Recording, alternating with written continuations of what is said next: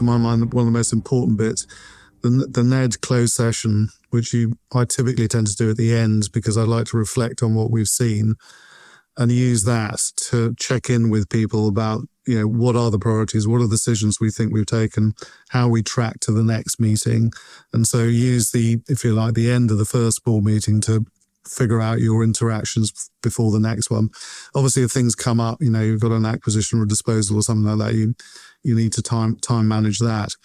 But most of the time, I think we're working in most boards on an evolutionary strategy. We've done the broad direction of travel before. We're now talking about, okay, do we need to pivot a bit more here, or is this in line, or is this particular deal making sense?